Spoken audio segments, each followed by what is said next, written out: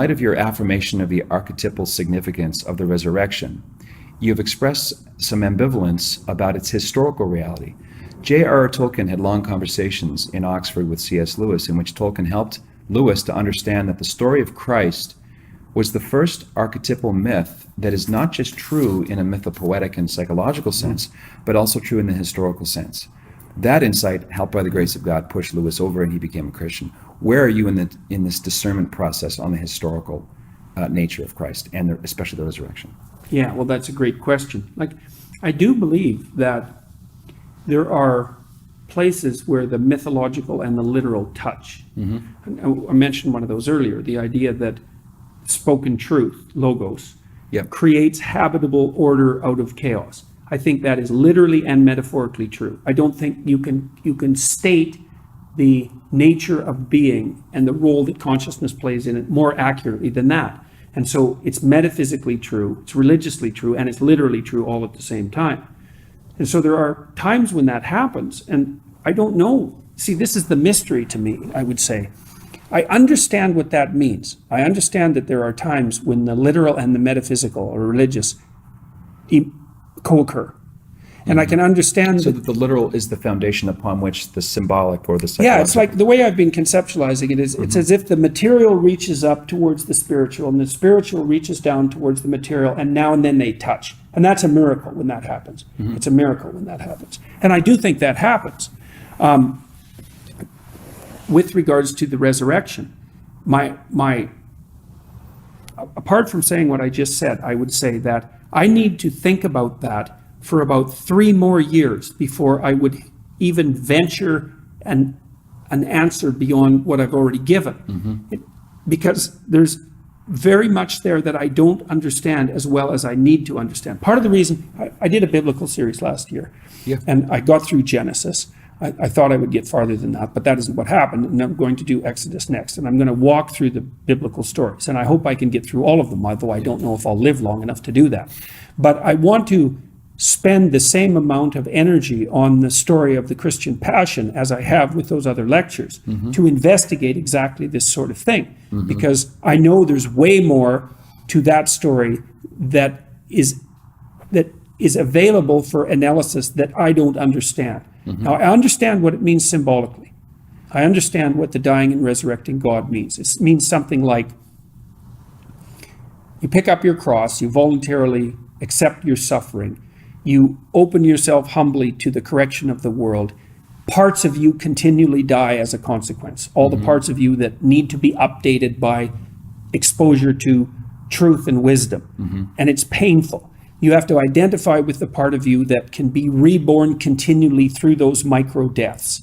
Okay, so that's the archetypal pattern. Well, the Christian claim is there's something going on that transcends that mere archetypal pattern, or that it manifested itself in reality ultimately once.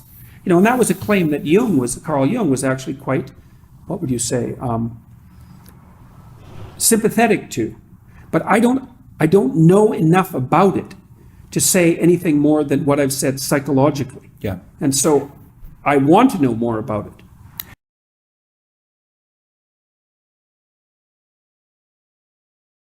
The thing is the deeper you go into biology, the more it shades into something that appears to be religious, because you start analyzing the fundamental structure of the psyche itself. And it becomes something, well, it becomes something with a power that transcends your ability to resist it. So you can think about Christ from a psychological perspective, and my critic, this particular critic that I've been reading, said, well, that doesn't differentiate Christ much from a whole sequence of dying and resurrecting mythological gods. And of course, people have made that claim in comparative religion. Joseph Campbell did that, and Jung to a lesser degree, I would say, but Campbell did that. But the difference, and C.S. Lewis pointed this out as well, the difference between those mythological gods and Christ was that there's a historical representation of his of his existence as well. Now, you can debate whether or not that's genuine. You can debate about whether or not he actually lived and whether there's credible objective evidence for that, but it doesn't matter in some sense because it does, but there's a sense in which it doesn't matter because there's still a historical story. And so what you have in the figure of Christ is an actual person who actually lived plus a myth. And in some sense, Christ is the union of those two things. The problem is I probably believe that, but I don't know.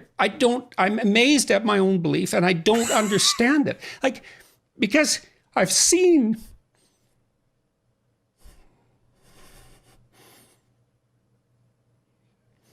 sometimes the objective world and the narrative world touch.